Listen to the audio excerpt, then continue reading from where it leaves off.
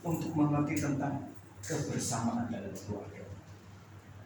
Kalau kita bermusuhan dengan keluarga, kalau kita punya dendam, kita sakit hati, doamu jungkir balik tidak akan pernah didengar. Begitu Yakub pegang malaikat itu ya, jadi saya membayangkan tahun berbulan, sudah pegang ini, tidak dilepaskan karena tidak boleh sampai matahari terbit, ditendang pangkapan, tetap dipegang.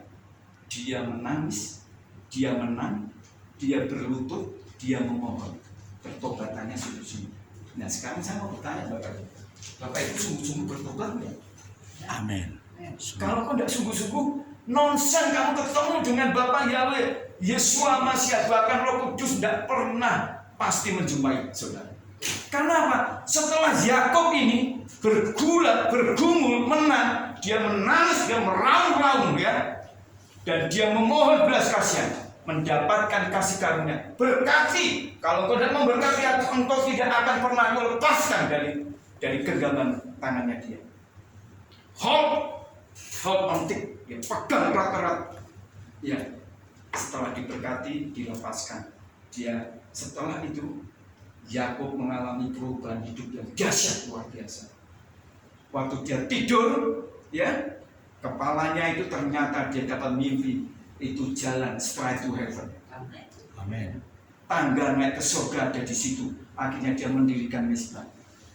Kalau engkau tidak pernah bertobat sungguh-sungguh, engkau tidak pernah hidup sungguh-sungguh, tidak pernah Tuhan juga akan menuntun di dalam hal-hal yang spektakuler dalam hidup.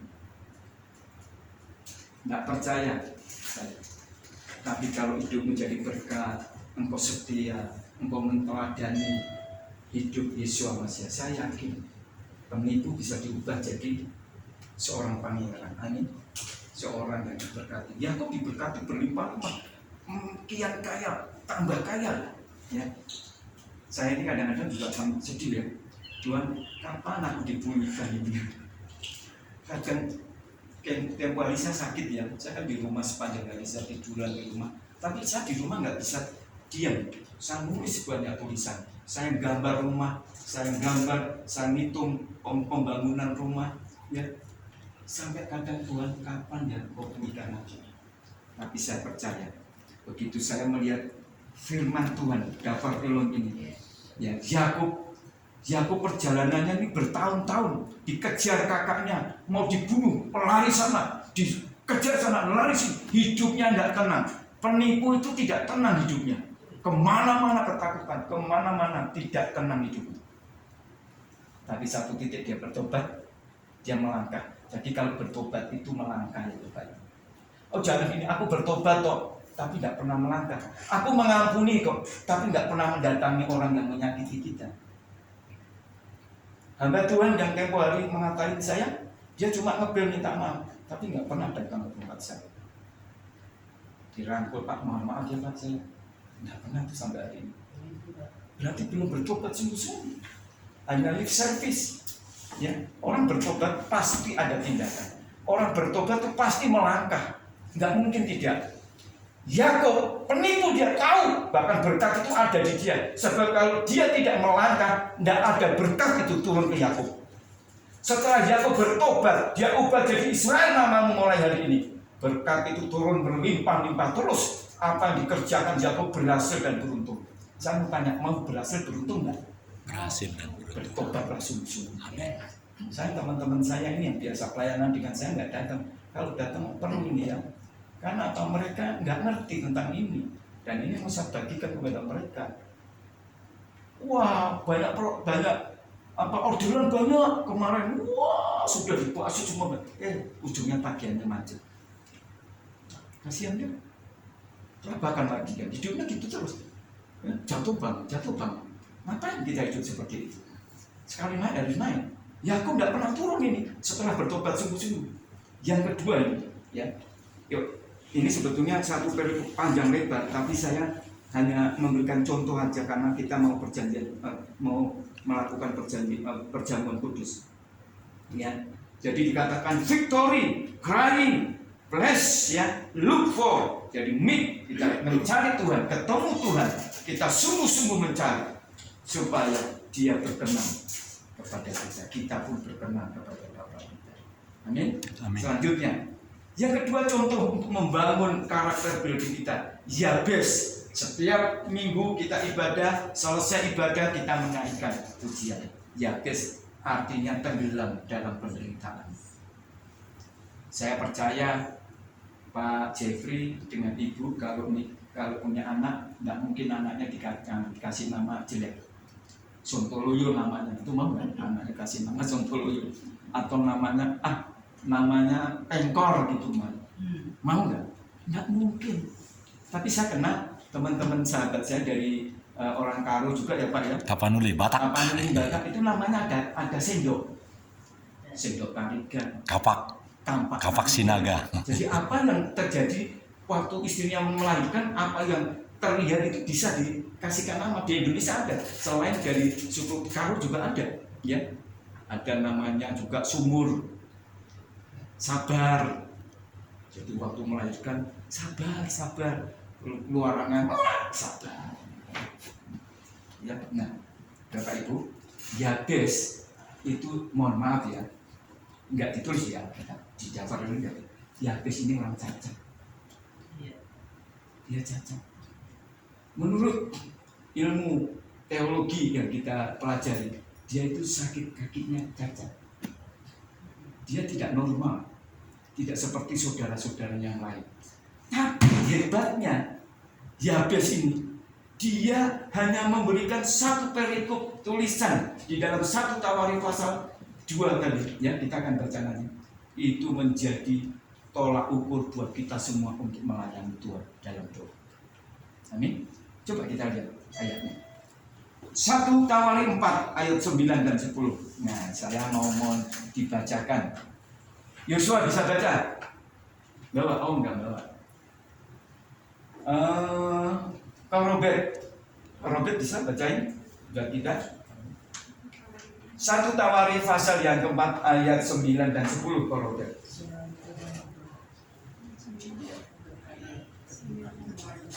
Iya, cuma satu ayat. 1 Tawarik 4 ayat 9 sampai 10.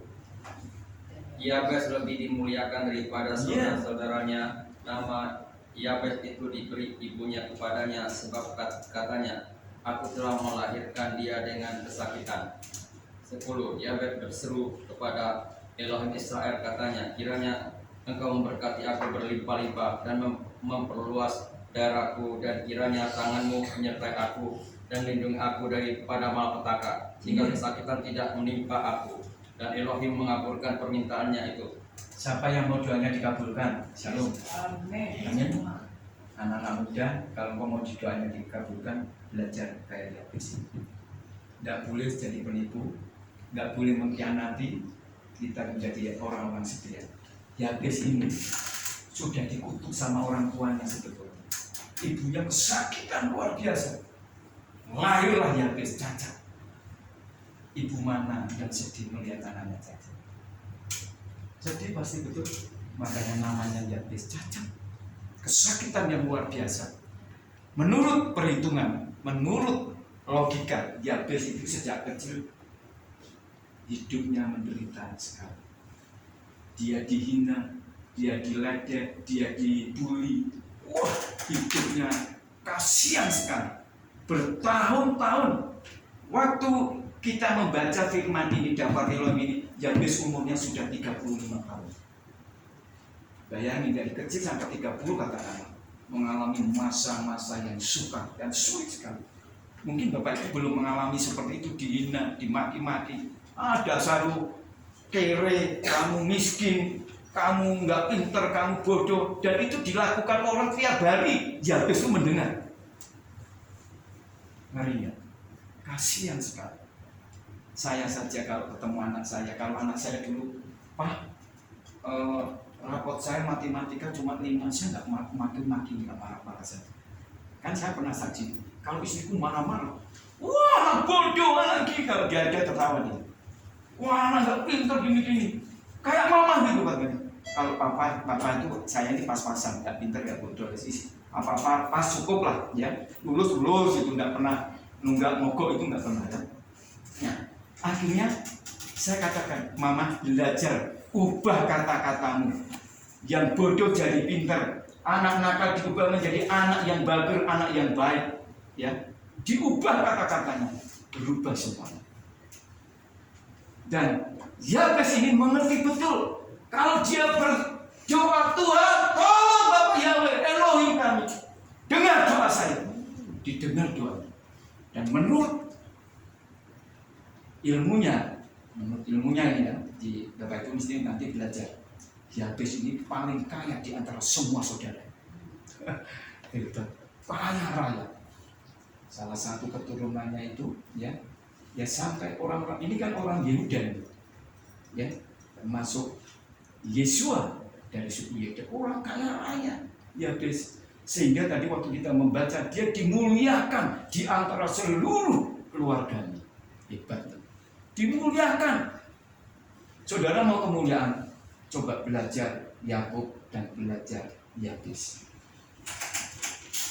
ya, Yabes. Coba kita lihat, hidup selalu mengandalkan Tuhan itu Yabes. 2, doa menjadi gaya hidup, lifestyle-nya Yabes. Doa itu menjadi gaya hidupnya. Ya, tidak gampang putus asa, tidak pemalas. Lalu laki-laki, mohon maaf, apalagi suku Batak nih, sahabat saya, orang Batak tuh rajin-rajin. Saya itu pernah menampung anak, 25 anak lebih di rumah saya. Separuh Batak, ada Panglang, ada orang Sunda, tapi yang paling rajin di antara semua itu ada yang namanya Maralok Silaban, Pak. Maralok Silaban. Marolok lah ya. Kata dasarnya olok. Itu sama adiknya ikut saya dari Balige sana datang ke Bandung. Jawa. Ikut saya langsung. Ya. Jangan-jangan Marolok Sinaga? Tidak. Dia ikut saya. Rajinnya luar biasa, ngalahkan orang Jawa. Ya. Bangun pagi, dia udah kerja. Sekarang dia dapat istri Chinese, cantik sekali istrinya. Sekarang melayani Tuhan di Jawa Timur. Ya. Nah, adiknya yang John Silaban ini sekarang jadi gembala sidang di daerah Prapat di Pematang Siantar. Jadi kalau saya ke sana, dia selalu berkata, Abang tolong kalau datang mampir ke tempat saya, karena dia adik-adik saya ya. Jadi anak-anak didik saya yang ikut saya dulu jadi hamba Tuhan gembala itu banyak, ada yang di tanah Sulawesi, Manado juga ada ya. Mereka semua melayani Bapak ya. Yang ini yang sedang saya ajarkan mereka untuk kembali ke nama yang sebenarnya ya. Jadi saya punya beban buat mereka. Terus kenapa kesakitan itu menjadi hidup orang-orang yang tidak mengenal Tuhan? Bapak Ibu, kalau engkau sudah kenal Bapak Yahweh, Beshem Adonai Yeshua HaMashiach, ya, dia pasti akan mementaskan Bapak Ibu dari kemiskinan, mementaskan ibu dari dosa, mementaskan ibu dari hidup yang tidak karuan. Amin. Amin. Engkau diangkat derajatnya, engkau diangkat hidupmu untuk memuliakan, dan kau menjadi berkat di mana-mana. Ya, luar biasa ya. Yang ketiga sekarang terakhir, kalau ini tak terangkan, Yabes aja bisa 1 jam, Yakub aja bisa 3 jam 2 jam. Ya, ingat Yakub tambah kaya, kian kaya, bertambah kaya, seperti bapaknya Abraham. Ya, kalau bapak kita kaya, mosok kita miskin? Lalu, ya, jadi kalau orang tua saya sudah miskin, Pak, ya kamu harus berubah hidupnya. Engkau harus punya mental kaya. Ini tak kasih masukan ya. Orang mental kere itu miskin begini. Ayo kamu kerja, masa Pak? Saya nggak bisa. Nah, itu kata-kata orang yang tidak bisa bangkit. Kalau orang kata-kata bangkit, ayo bangun, ayo kita kerja. Ya siap, saya mau belajar. Itu orang yang akan jadi sukses. Ya, jadi belum apa-apa sudah kendor, belum apa-apa nggak berani. Nah, jangan. Kita harus berani melangkah dengan iman. Ya. Yang ketiga terakhir, Daniel, itu artinya Tuhan adalah hakim. Setelah Daniel mengalami masa sukar dan Tuhan sudah lakukan, dia menjadi berubah namanya. Daniel yang dikasih. Luar biasa toh. Nih, waktu saya membaca kitab Daniel, kapan-kapan Bapak Ibu boleh main ke tempat saya banyak buku sekali, bagus buku saya. Ya, ada bahasa Ibrani, ada bahasa Inggris, ada bahasa Arab juga. Cuma saya nggak berani mengungkapkan kepada Bapak Ibu. Nanti dikira Pak Johan sok-sok banget ya. Saya nggak suka. Nanti sambil belajar pelan-pelan ya, nanti kita akan tambah pintar. Nah, Daniel ini hidup mengalami 4 masa yang dahsyat. 1, dia hidup pada zaman kerajaan Nebukadnezar. Ya. Yang kedua, Belshazzar. Yang ketiga, pada zaman Darius. Yang keempat, pada zaman Koreshi. Dan kedudukannya Daniel tidak pernah tergeserkan orang lain. Hebat. Yuk kita lihat, kita buka kitab Daniel.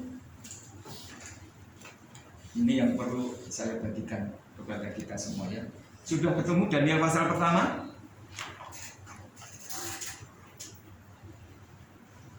Tolong bacakan ya Ibu Hermin, silakan Bu. Ayat berapa Pak? Ya. Ayatnya. Daniel pasal pertama, Ya. ayat yang ke-8 Bu. Silakan Bu. Ya, dari Daniel pasal 8 ya Pak? Daniel pertama ayat yang ke-8. Oh iya, dari kedua 8. Saya sama. Dari pertama ayat 8. Iya, silakan. Ya. Dan Daniel berketetapan dalam hatinya bahwa dia tidak akan menajiskan dirinya dengan santapan raja atau dengan anggur minuman raja, dan dia meminta kepada kepala sida-sida istana supaya dia jangan menajiskan dirinya. Iya. Tidak boleh menajiskan dirimu dengan hal yang tidak baik. Amin. Amin. Ya. Gitu. Tidak boleh ya. Nah, saya waktu muda, saya mohon maaf ya. Memang pacaran saya gonta ganti ya, benar. Tapi saya tidak pernah melakukan kejahatan, kenajisan. Ya. Karena apa? Hidup saya pada waktu muda, saya suka main musik. Ya. Kalau Bapak Ibu pernah, saya waktu kuliah di Bandung, saya suka main musik di jalanan, ngamen dengan teman-teman, cari uang. Untuk apa? Untuk hidup. Saya tidak mengandalkan orang tua saya. Orang tua saya bisa, tapi saya ingin belajar untuk hidup mandiri. Ya. Saya ngamen di Braga, pakai akordeon, pakai bass, betok itu ya, nyanyi. Ya. Nah, kenapa? Itu perlu perjuangan. Daniel ini kenapa hebat? Di dalam setiap zaman Daniel ini mengalami masa-masa yang hebat. Di dalam Nebukadnezar kita tahu Daniel membukakan mimpi Nebukadnezar luar biasa. Amin. Angkatlah dia. Kita tahu Daniel itu adalah budak. Los. Amin. Dia orang buangan, orang Yahudi dari suku Yehuda. Dia diambil sama Nebukadnezar karena kalah perang.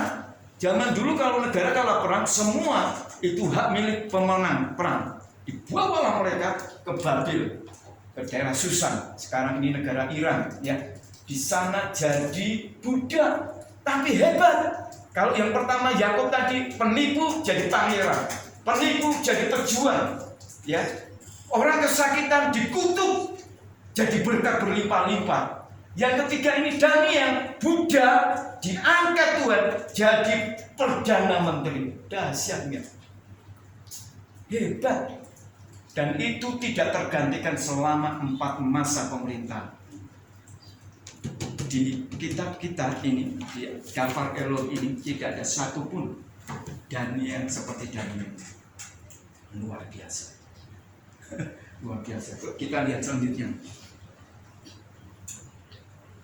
Waktu saya membaca kitab-kitab Koreshi, suku-suku raja-raja ini, ternyata Daniel ini di antara semua orang itu paling pintar sendiri.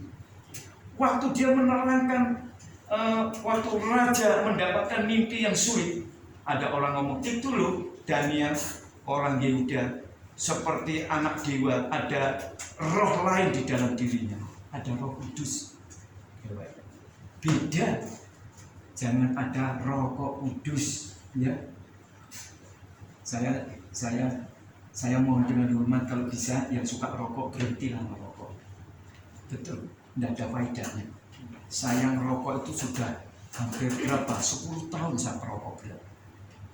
Dan saya juga suka pakai gelek meliting sendiri, tahu ya? Itu saya buka sigaret, saya buka, saya campur pakai obat, ya, pakai ganja, saya liting sendiri. Saya isep sendiri di dalam kamar, papa mama saya nggak tahu. Saya lakukan itu bertahun-tahun, nggak ada yang tahu. Ya. Satu saat ketahuan karena apa? Saya ketangkap karena saya penjual itu. Zaman dulu kan belum ada hukum mati, ya. Nah, dari situ papa mama saya tahu. Karena saya apa? Terlalu dibebaskan. Karena laki satu dipikir udah seneng-seneng aja ini anak laki ini. Tapi saya terjurus yang nggak benar. Dari situlah papa mama saya bertobat melayani saya secara pribadi. Saya diajar oleh dia tentang hidup bermakna. Akhirnya saya berubah hidup saya. Ya, nah, Bapak Ibu yang dikasih Tuhan, Yahweh Elohim mengajar kepada kita ini.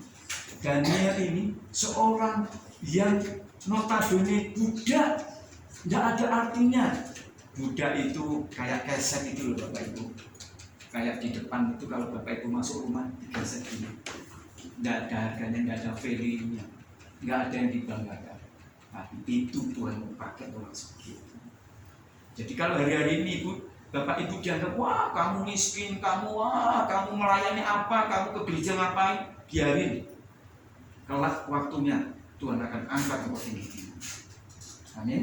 Ya, dikatakan begini, Daniel berketetapan tidak menajiskan makanan raja. Zaman dulu raja makanannya itu anggur, minuman beralkohol itu anggur-anggur memabukkan, ya. Tapi hari ini kita minum anggur tapi anggur perjamuan ya. Terus 2, Daniel mengerti betul tentang arti persahabatan. Ingat, berapa banyak orang persahabatan pecah. Makanya kalau saya kumpul-kumpul dengan jemaat itu tidak bisa setiap hari. Karena firman itu sudah dikasih tahu di Amsal. Kalau untuk tiap hari datang ke rumah sahabat itu pasti akan jenuh, jengkel satu saat, pecah persaudaraan. Tapi Daniel ini memberikan teladan buat kita. Waktu dia diangkat tinggi, dia kenal sahabatnya Sadrak, Mesa dan Abednego. Diangkat juga menjadi dapat bagian berkat. Coba nanti lihat, baca ya. Di dalam Daniel pasal 2 ya, tentang persahabatan ayat 17. Kau bacakan Pak Jeffrey. Daniel 2 ayat 49 aja. Ayat 49.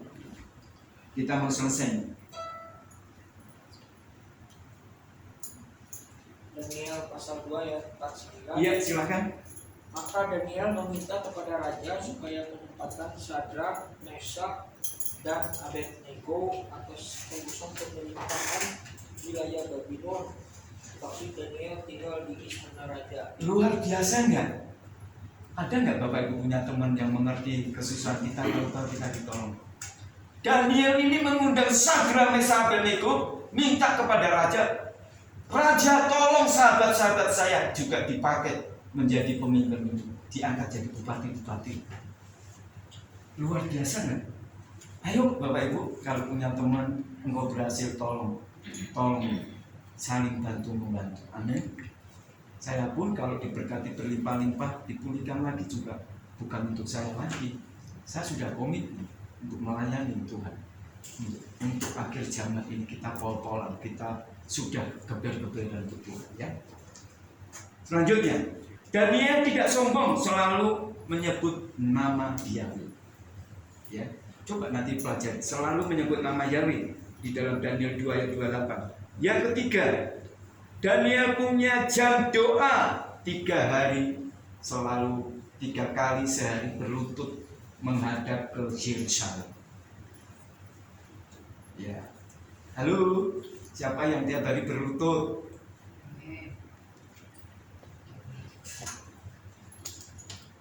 Saya tiap hari ini berlutut begini Bapak Ibu. Kalau saya nggak pernah berlutut, umur saya ini susah berdiri dari jongkok begini langsung berdiri susah. Banyak umur saya, umur 50 ke atas mau 60 itu susah. Karena mesti penyakitnya banyak, betul? Tapi kalau kita biasa doa berlutut begini, Bapak Ibu begini berlutut, pasti kakimu kuat, sehat. Amin. Ya. Nah, perlu kita berdoa berlutut menjadi gaya hidup kita. Ya, Yabes tadi juga punya gaya hidup.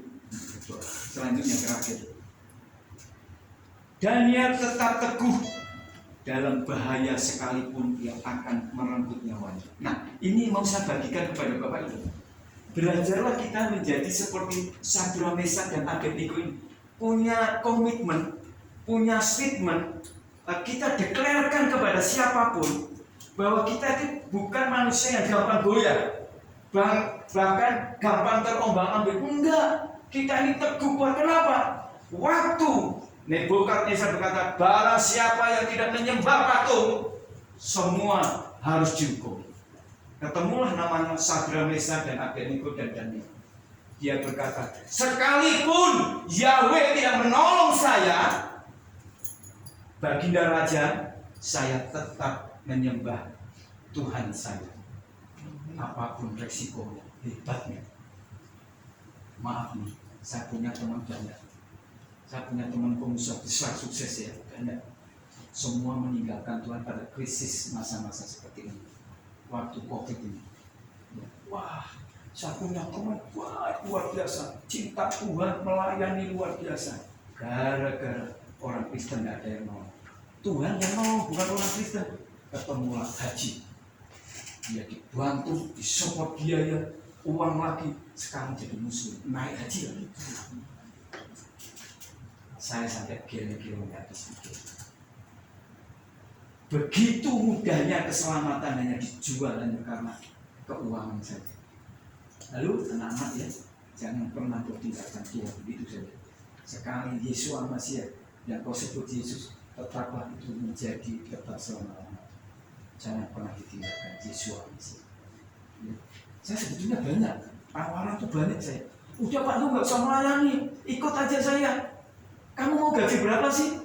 Kamu mau apa sih, mau proyek lagi? Saya kasih, tapi ingat, kamu jadi muslim. Oh no, nggak mau saya. Saya tidak pernah mau meninggalkan itu. Kau bayar aku berapa miliar pun triliun itu tidak saya. Karena keselamatan hanya untuk satu-satunya, dan keselamatan itu hanya seumur hidup, dan itu akan kita tinggal di sana selama-lamanya. Kau punya kaya seperti Elon Musk, kaya raya kayak gitu, tapi kita tahu hidupnya dia nggak mau nikah juga. Coba Ronaldo, kayanya kayak apa tuh? Punya pesawat pribadi, kayanya luar biasa, tapi nikahnya tidak resmi, 7-Eleven. Nikah kumpul kebo, masuk surga? Enggak. Kenal Tuhan? Enggak. Mau Bapak Ibu kasih kaya melimpah, masuk neraka selama-lamanya, triliunan tahun selama-lamanya sudah. Kalau saya nggak mau. Lebih baik ya kita berjuang sungguh-sungguh, dan Tuhan tidak pernah meninggalkan Bapak Ibu menderita selama-lamanya. Waktunya pasti akan diangkat, waktunya pasti akan dipromosikan. Amin. Ya. Selanjutnya, penuh dengan Roh Kudus. Sebentar lagi kita akan mengalami pencurahan Roh Kudus. Ya, minggu-minggu ini, ayo Bapak Ibu, tolong banyak doa kepenuhan Roh Kudus supaya kita dipulihkan. Amin. Ya, tepat. Saya nggak panjang lebar, persis sekali. Jadi saya cukup. Ya, pertama Yakub penipu diubah menjadi pangeran. Ya, hidupnya diberkati. Yang kedua, orang yang dikutuk menderita, yang jelas-jelas tidak normal hidupnya, nggak seperti Bapak Ibu sehat begini, ya, dia cacat, tapi Tuhan memberkati berlimpah-limpah di atas seluruh saudara-saudara. Bahkan kemuliaannya, penghormatannya di atas saudara-saudara. Yang ketiga, Daniel, ya, jelas budak, dia budak yang notabene tidak punya value, tidak punya apa-apa, Dia budak, tapi Tuhan bisa angkat menjadi Perdana Menteri. 4 dasawarsa kalau saya. 4 zaman dia berbeda pemimpin, tapi tetap kokoh menjadi Perdana Menteri, tidak tergantikan. Hebat, ya, hebat. Itu. Ayo kita bangkit berdiri, kita akan melakukan perjamuan kudus. Saya minta nanti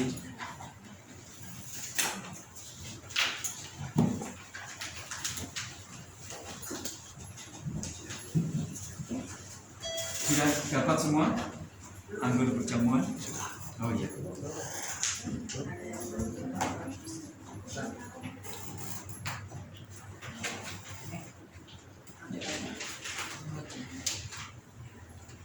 Kalau sudah kita bangkit berdiri, yuk kita akan mendengarkan Gafar Elohimnya.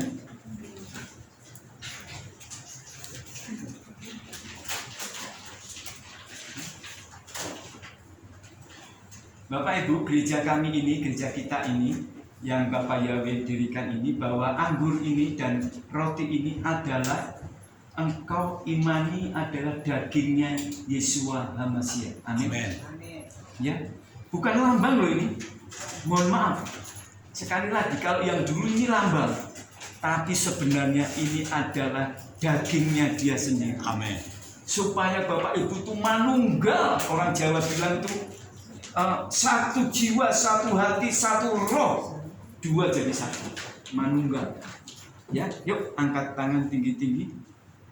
Roti kita, ingat, imani ini adalah dagingnya Yeshua HaMashiach. Ya. Mengampuni dulu siapa yang pernah, yang hari ini mungkin Bapak Ibu jengkel kepada orang, atau mungkin kau disakiti orang, atau kau menyakiti orang. Ampuni. Sebab Yakub tadi bilang, begitu dia bertemu kakaknya Esau, dia rangkul-rangkulan, dia mengampuni, ya, bahkan terjadi rekonsiliasi, baru berkatnya itu turun. Yuk. Orala basikana rala barala manyan. Orala basyandara lama kulala basyandara. Orala barala barala. Saya mohon Ibu Hermin berdoa dulu untuk persiapan kudus ini. Silakan. Kami mengucap syukur Bapak kalau hari ini sebagaimana kami ada bersama dengan Engkau, semua jemaat-Mu menerima kasih yang luar biasa yang Kau telah berkorban di kayu salib bagi kami Bapak. Terima kasih Bapak, terima kasih. Ampuni segala dosa-dosa kami ya Bapak. Kami belum mengerti tentang Engkau Bapak, dan orang-orang yang selalu menyakiti kami, dan kami juga mengampuni orang-orang yang bersalah kepada kami ya Bapak. Seperti kami juga mengampuni apa yang terjadi pada hidup kami dengan Engkau Bapak. Terima kasih ya Bapak. Biar perjamuan ini menguatkan kami, menyatukan kami dengan tubuh-Mu ya Bapak, dalam nama Yesus Mesias. Sehingga kami tahu kebenaran dan hidup, bahwa kami ada bersama-Mu dan Kau ada bersama kami. Inilah tubuh-Mu Bapak, yang kami akan sama-sama melakukannya ya Bapak. Terima kasih Bapak. Mari angkat tinggi-tinggi, demikianlah bunyi Gafar Elohimnya. Sebab aku sendiri telah menerima dari Tuhan apa yang juga telah kuserahkan kepadamu, bahwa Tuhan Yeshua pada malam ketika dia dikhianati, dia mengambil roti, sesudah mengucap syukur, dia memecah-mecahkannya dan berkata, ambillah, makanlah, inilah tubuhku yang dipecah-pecahkan ganti kamu, lakukanlah ini sebagai peringatan akan aku. Yuk kita makan bersama dalam nama Yesus. Mari buka, tawar buka.